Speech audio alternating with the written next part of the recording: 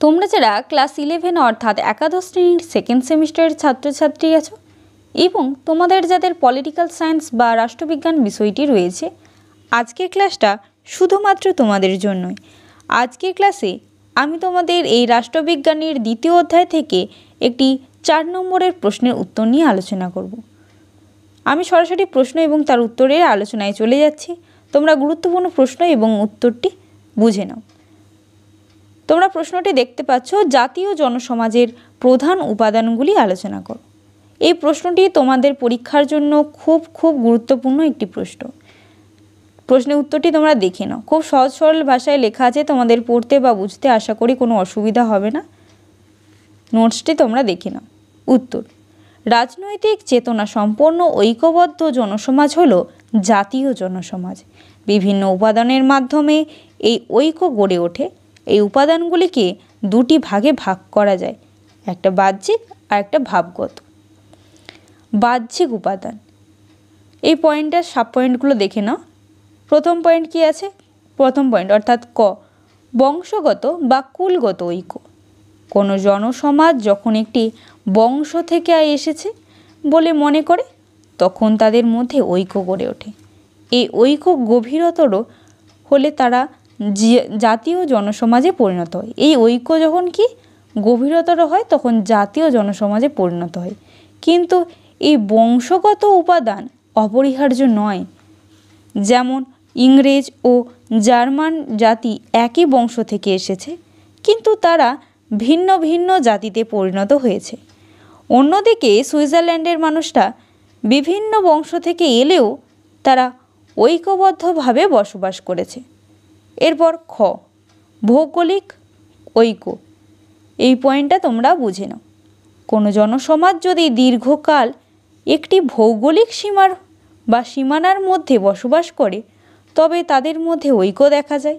একই পরিবেশের মধ্যে বসবাস করায় তাদের আচার ব্যবহার। বাকি নোটসটি তোমরা দেখে নাও। রীতিনীতি, চিন্তাভাবনা ও সংস্কৃতির মধ্যে একটা সমন্বয় গড়ে ওঠে। এই নৈকট্যের ফলে তারা জাতীয় জনসমাজে পরিণত হয়। কিন্তু এ কথা সম্পূর্ণ সত্য নয়। ইসরায়েল রাষ্ট্র গঠিত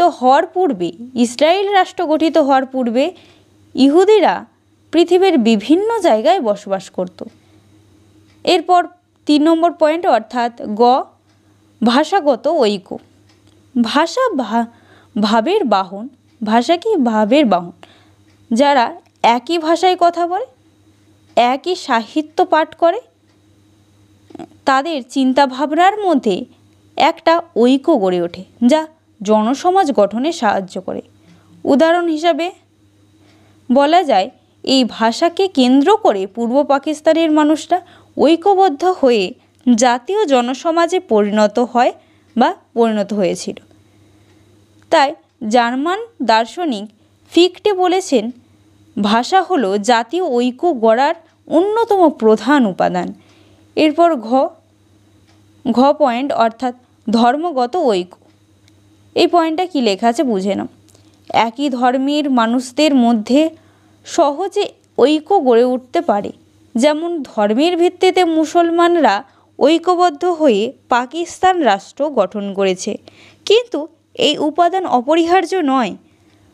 এর পরবর্তী পয়েন্ট অর্থনৈতিক স্বার্থ। এই পয়েন্টের ব্যাখ্যাটা বুঝে নাও।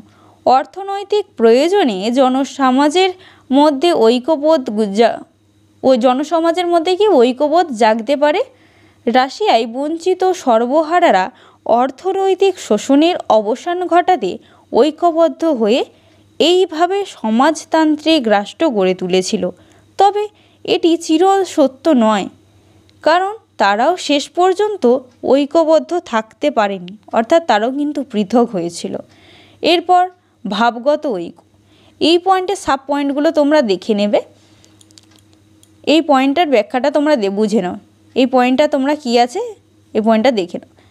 জাতীয় জনসমাজের বিভিন্ন উপাদান আছে, যেমন ভাষাগত ঐক্য, ধর্মগত ঐক্য প্রভৃতি। এই উপাদানগুলি বিভিন্ন সময়ে গুরুত্বপূর্ণ হলেও কোনোটি অপরিহার্য নয়। গুরুত্বপূর্ণ উপাদান হলো ভাবগত ঐক্য। এই ভাবগত ঐক্য হচ্ছে গুরুত্বপূর্ণ উপাদান। রাষ্ট্রবিজ্ঞানী রেনা বলেছেন, জাতীয় জনসমাজের ধারণা মূলত ভাবগত। যদি কোনো জনসমষ্টি বিশ্বাস করে যে তাদের মধ্যে যতই ভাষাগত বা ধর্মগত পার্থক্য থাকুক না কেন, তথাপি তারা ঐক্যবদ্ধ, এই চেতনা বা মনোভাব তাদের জাতীয় জনসমাজে পরিণত করে। এটা টাইপিং মিস্টেকের জন্য তোমাদের এখানে দেখতে পাচ্ছ আছে, এটা পরিণত করে থাকে। এরপর তোমরা উপসংহারটা দেখে নাও, আমি কি উপসংহার লিখেছি তোমরা দেখে নাও।